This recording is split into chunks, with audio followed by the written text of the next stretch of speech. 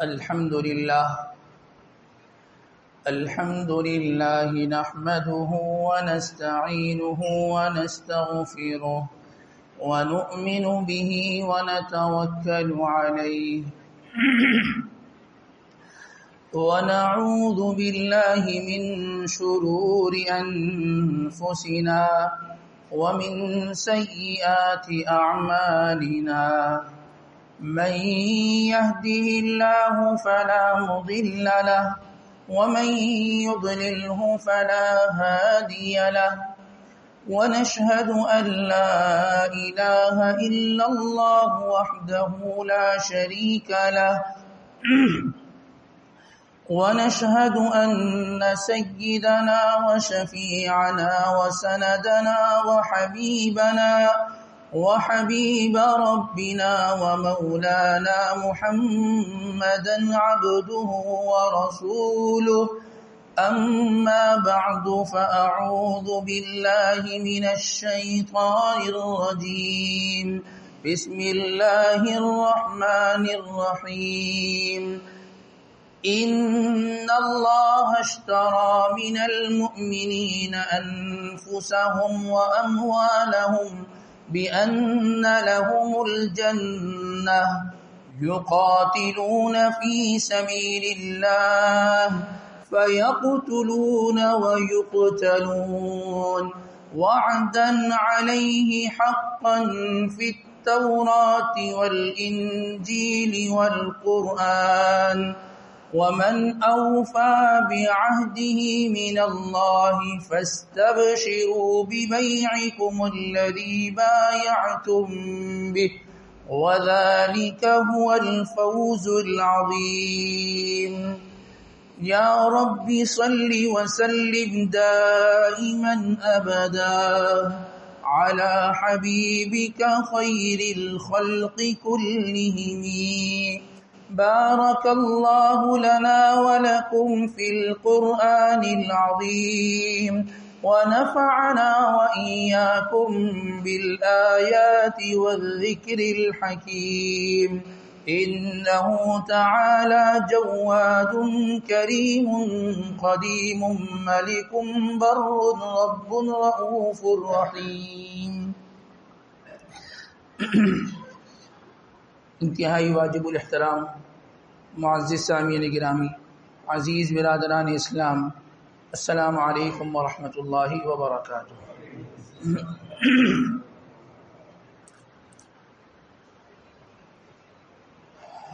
موجودہ فلسطین اور غزہ کے جو حالات ہیں، کسی نہ کسی درجے میں ہم سب ان حالات سے باخبر ہیں، کس طریقے سے وہاں مظالم، قتل و غارت اور دیگر تکلیف دہ صورتیں ہمارے سامنے آتی رہتی ہیں۔ ہم سب اس سے ایک طریقے سے واقف ہیں۔ اس حوالے سے گزشتہ ہفتے اسلام آباد میں تمام مذہبی جماعتوں کے سربراہان اور ملک پاکستان کے جید علماء اکرام نے ایک اجلاس منعقد کیا، اور اس اجلاس میں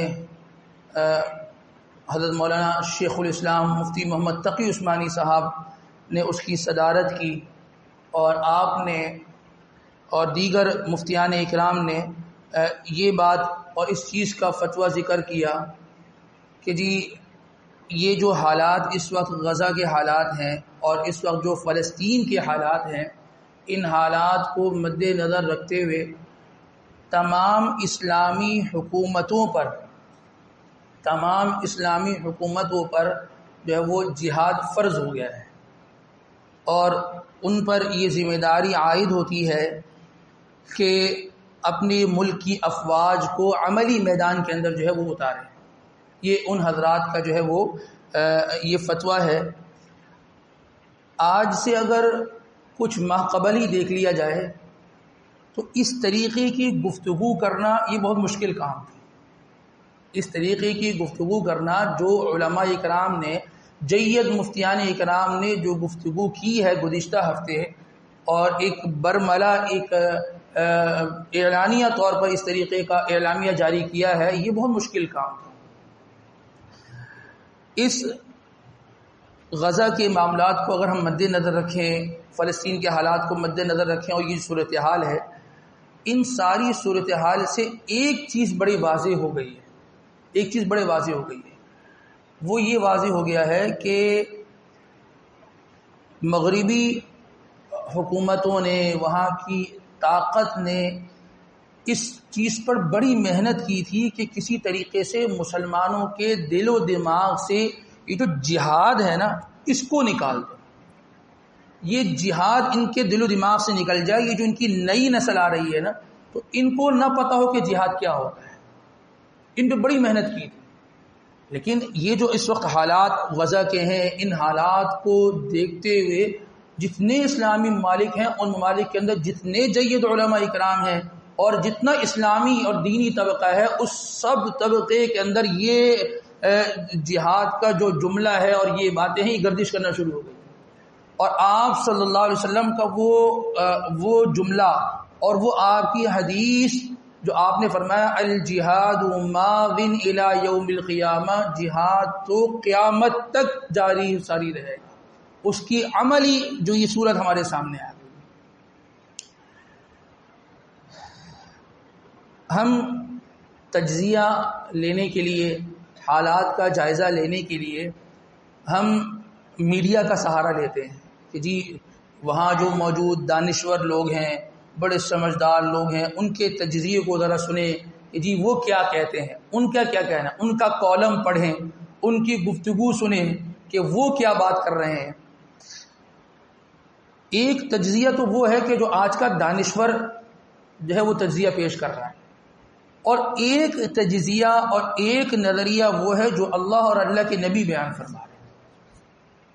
ہم اگر وہ نظریہ اور وہ تجزیہ پڑھیں جو اللہ اور اللہ کے نبی بیان فرما رہے ہیں، اس کی طرف تھوڑی اپنی نگاہ لے کر جائیں، تو اللہ تبارک و تعالیٰ قرآن پاک کے اندر ارشاد فرماتے ہیں وَلَا تَهِنُوا، تم کمزور مت ہونا، وَلَا تَحْزَنُوا، اور تم غمگین بھی مت ہونا، وَأَنْتُمُ الْأَعْلَوْنَ، تمہیں ہی اللہ سربلندی اور کامیابی عطا فرمائیں گے، ان کنتم مؤمنین، اگر تم کامل ایمان والے ہو۔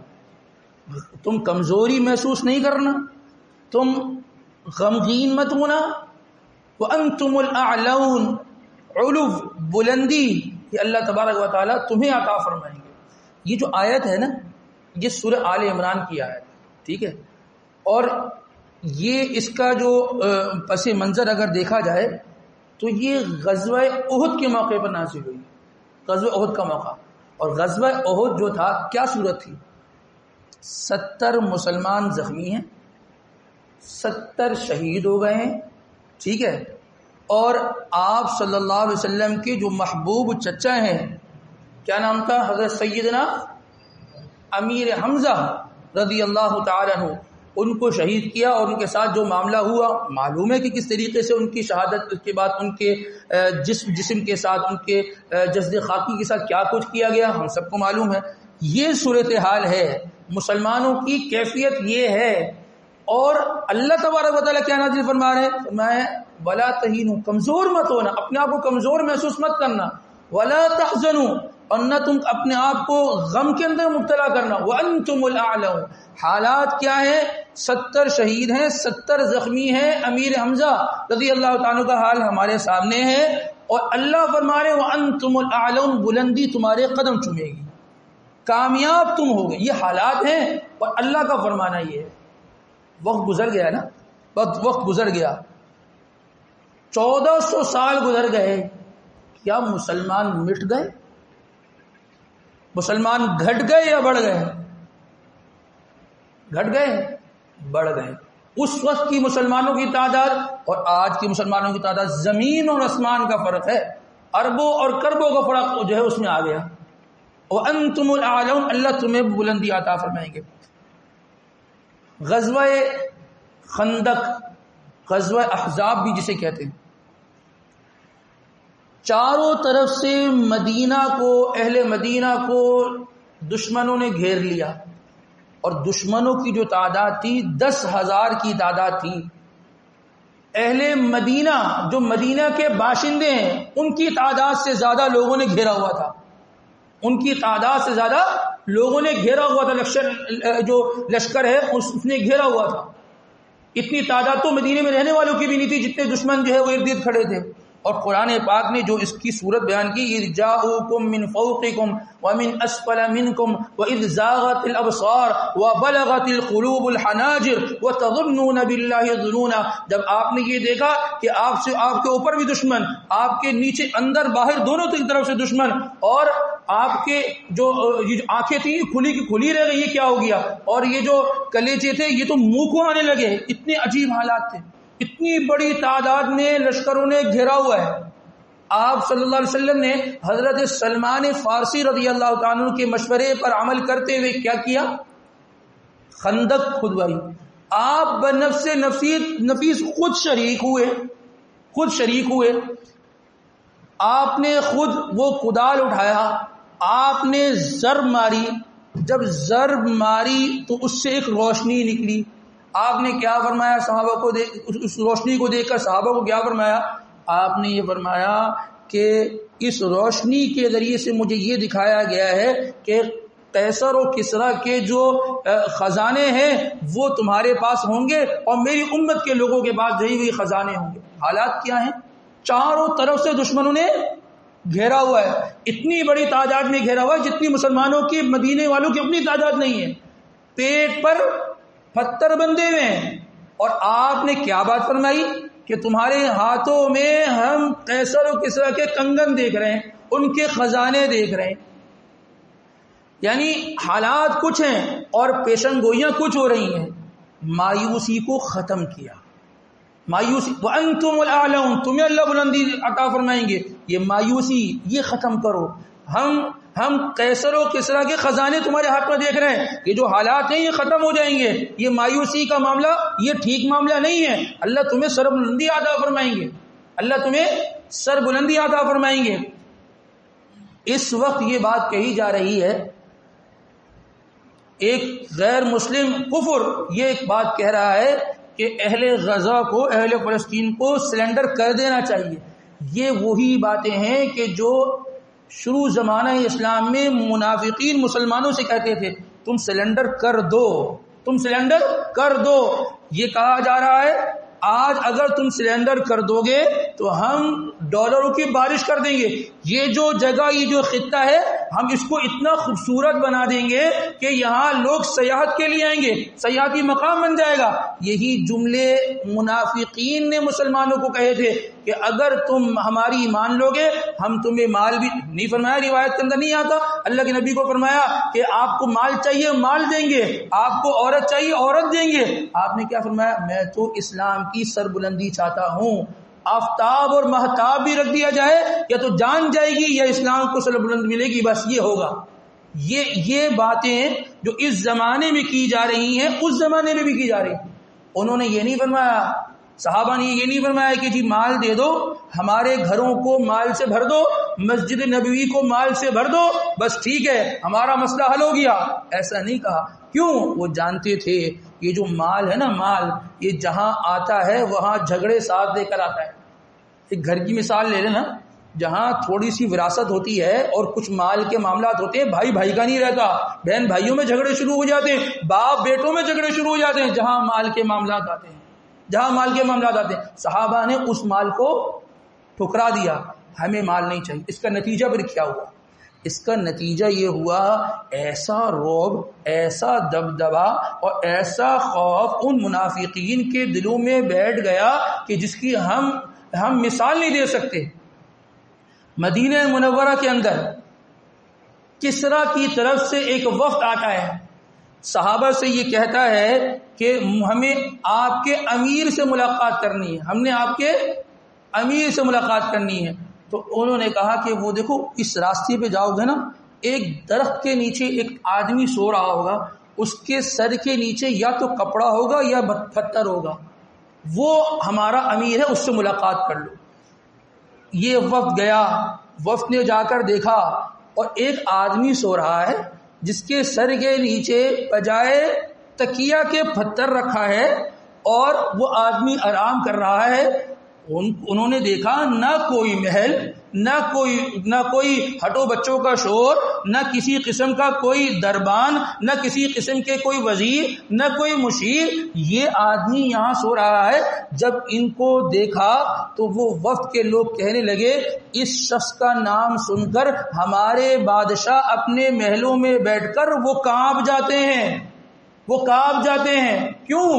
کیونکہ وہ یہ کہتے تھے حسبنا اللہ و نعم الوکیل، اللہ ہمارے لیے کافی ہے، اللہ ہمارا بہترین کارساز ہے. ہمیں مال نہیں چاہیے، ہمیں پیسہ نہیں چاہیے، ہمیں دولت نہیں چاہیے. ان کا کہنا یہ تھا کہ ہمارے لیے تو اللہ ہی کافی ہے. جب اللہ پر اس طریقے کا یقین، اللہ تبارک و تعالیٰ پر اس طریقے کا اعتماد اور اللہ تبارک و تعالیٰ کی طرف انسان کی نگاہ ہوتی ہے تو اللہ تبارک و تعالیٰ غیروں کے دلوں کے اندر ایسے ہی روب ڈال دیتے ہیں. اللہ تبارک و تعالیٰ فرماتے ہیں وَلَا تَحْسَبَنَّ اللَّهَ غَافِلًا عَمَّا يَعْمَلُ الظَّالِمُونَ إِنَّمَا يُؤَخِّرُهُمْ لِيَوْمٍ تَشْخَصُ فِيهِ الْأَبْصَارُ. تم اللہ کو یہ مت سمجھنا کہ اللہ ان معاملات سے غافل ہے جو تم ظالم لوگ کرتے ہو. اللہ اس تمہارے کیے جانے والے ظلم سے غافل ہے، یہ مت سمجھنا. وَلَا تَحْسَبَنَّ اللَّهَ غَافِلًا، اللہ ان چیزوں سے غافل نہیں ہے، یہ گمان مت کرنا اللہ تبارک و تعالیٰ کے بارے میں. انما یؤخرہم، اللہ مہلت دے رہے ہیں، اللہ ڈھیل دے رہے ہیں. اللہ تبارک و تعالیٰ کی طرف سے یہ ڈھیل ہے. انما یؤخرہم لیوم تشخص فیہ الابصار، جس دن آنکھیں پھٹی کی پھٹی رہ جائیں گی اس دن تک ان کو مہلت دی جا رہی ہے، ان کو مہلت دی جا رہی ہے. ہم تھوڑا سا قرآن پاک پڑھا کریں. یہ جو حالات اس وقت میں ہے نا، اللہ کے نبی سرکار دو عالم صلی اللہ علیہ وسلم کے زمانے میں جو غزوات ہوئی اس سے سخت حالات تھے. ابھی تو اسلام ماشاءاللہ 57 ممالک ہیں، اسلامی ممالک 57، تقریباً 2 ارب کے قریب مسلمان ہیں. اس وقت تو اسلام کی ابتدا تھی، اسلام کا آغاز تھا. وہ مٹھی بھر مسلمان تھے، وہ مٹھی بھر صحابہ تھے، کتنی چھوٹی تھوڑی مقدار میں تھے. ان پر جو حالات آئے، کفر پورا ٹوٹ گیا تھا ان کے اوپر، لیکن ان کے کیا حالات تھے اور ان کے کیا معاملات تھے، کیسے ثابت قدمی کے ساتھ انہوں نے مسلمانوں نے ان صحابہ نے اس کفر کا مقابلہ کیا اور ڈٹ کر مقابلہ کیا کہ جس کی مثال دینا مشکل ہے.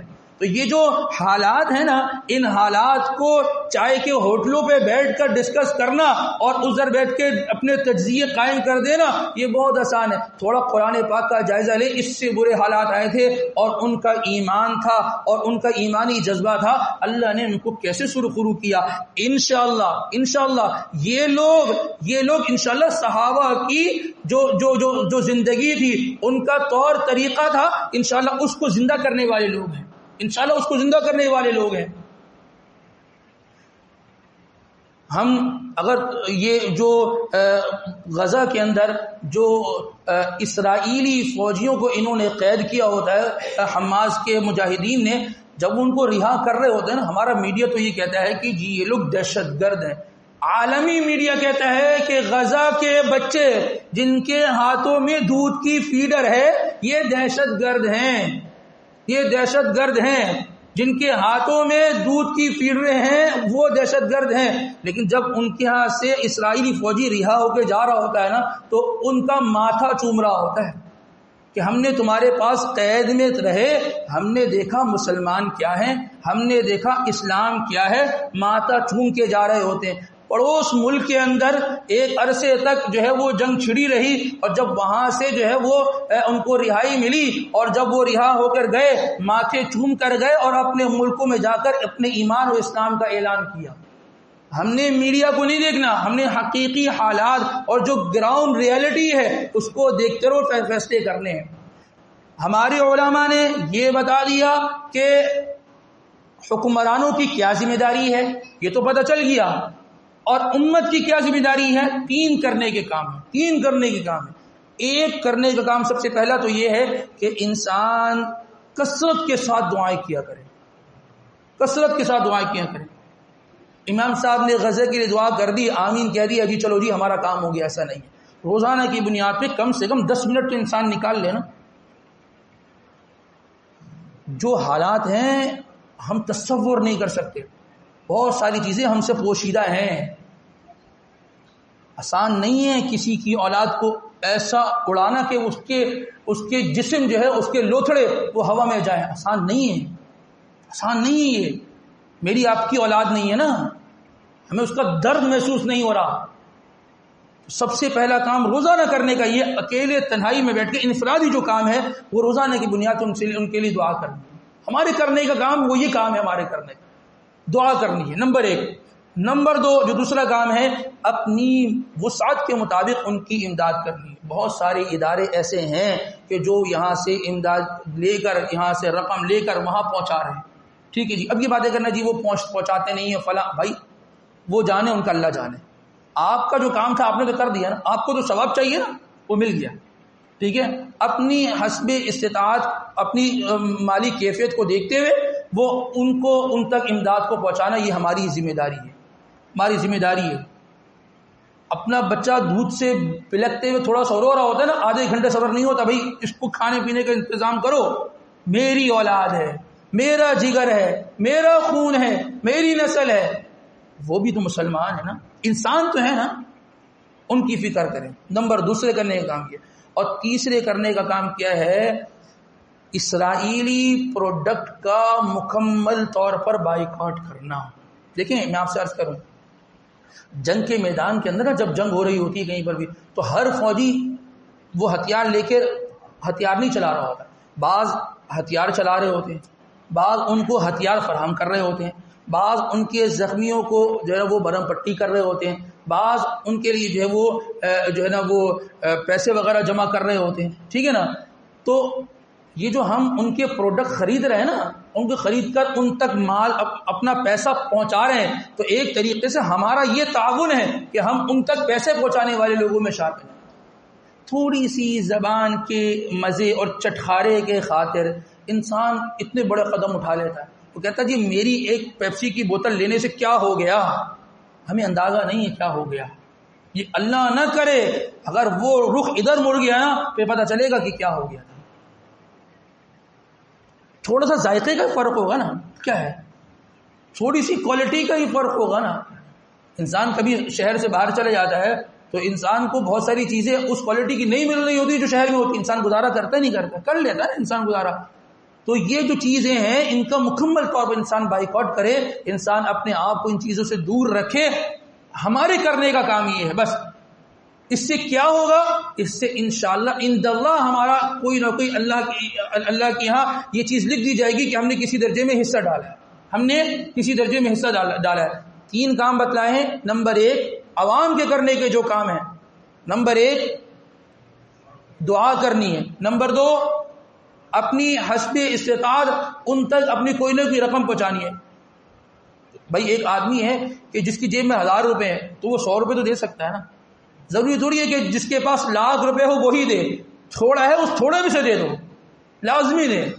اور نمبر 3 جو تیسرا کرنے کا کام ہے, زبان کے چٹخارے کی فکر نہیں کرنی, اس لذت کی فکر نہیں کرنی, اس مزے کی فکر نہیں کرنی. وہ اللہ پاک انشاءاللہ یہ لذت پوری کرے گا اور جنت کے دسترخوان سے پوری کرے گا. وہاں کی مہر لگی ہوئی انشاءاللہ شراب کے ذریعے سے اللہ پاک پوری کریں گے. تو بس ہمارے کرنے کا کام یہ ہے کہ ان کے مصنوعات, ان کے جو پروڈکٹ ہیں ان سے مکمل طور پر انسان جو ہے وہ بائیکاٹ کرے. اللہ تبارک و تعالی مسلمانوں کو جو ہے وہ قوت, طاقت اور ہمت عطا فرما, اسلام کو سربلندیاں نصیب فرما, اہل غزہ کے حال پر اللہ خصوصی رحم و کرم والا معاملہ فرما, اور ہمیں یا اللہ تبارک و تعالی ان کی کامیابی اور نصرت اور ان کی ترقی کے لیے اللہ ذریعے کے طور پر اور سبب کے طور پر اللہ پاک ہمیں قبول فرما. وآخر دعوانا الحمدللہ رب العالمین.